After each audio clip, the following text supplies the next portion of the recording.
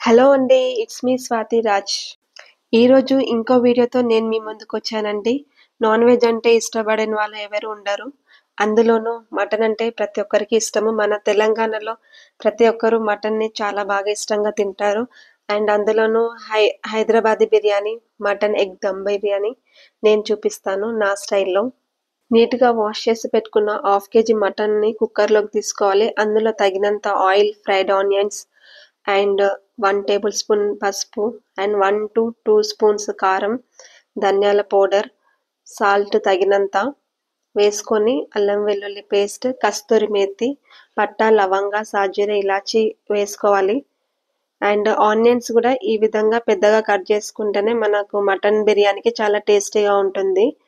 బాగా కలుపుకోవాలండి. నీట్‌గా కలుపుకున్న తర్వాత అందులో 2-3 table spoons of curd add చేసుకోవాలి.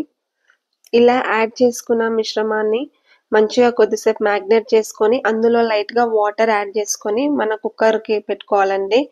ఒక 2-3 లేదా 4 విజిల్స్ వచ్చేంత వరకు మనము కుక్కర్ విజిల్ పెట్టుకొని ఈలోపు ఇక్కడ మనం రైస్ ఇక్కడ నేనైతే 2 గ్లాస్ తీసుకుంటున్నాను. 2 గ్లాస్‌కి 4 గ్లాస్ ఆఫ్ వాటర్ యాడ్ చేసుకోవాలి. అండ్ ఇక్కడ కుక్కర్ విజిల్స్ కూడా వస్తున్నాయండి చూడండి. అండ్ ఇక్కడ మనం బిర్యానీ రైస్ ఉడకబెట్టుకోవడానికి రైస్ పక్కన నానబెట్టుకోవాలి.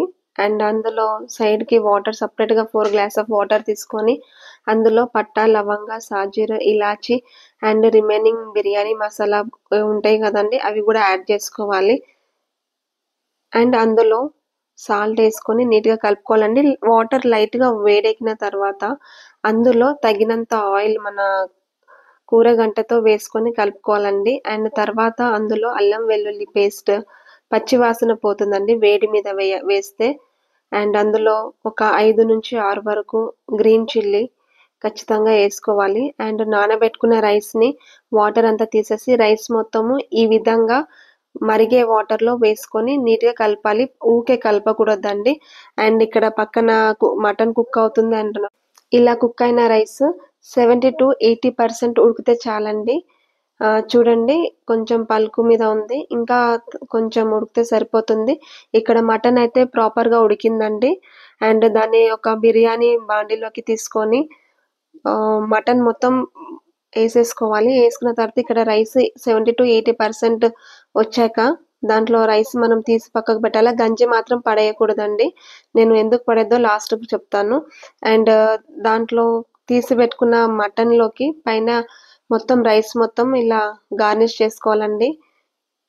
చేసుకున్న తర్వాత దాని మీద మనం ఉడకబెట్టిన ఒక 5 లేదా 4 గుడ్లు మీ ఇష్టం అండి. మీ దగ్గర ఉన్న ఎగ్స్ అన్ని మీరు తీసుకొని గార్నిష్ చేసేసుకోండి.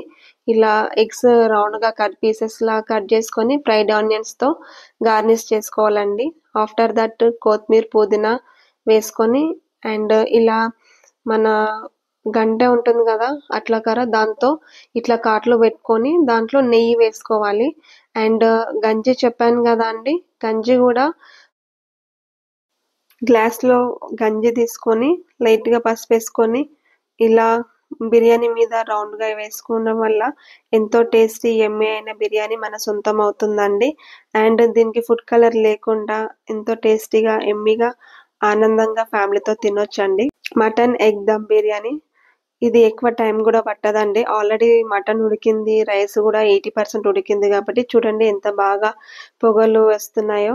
చూస్తుంటేనే తినాలనిపించేంత టేస్టీ యమ్మీ బిర్యానీ. మీకు నచ్చినట్లయితే మీరు మీ ఇంట్లో ట్రై చేసి ఎలా వచ్చిందో కామెంట్ రూపంగా మాకు తెలియజేయండి. Thanks for watching. బై.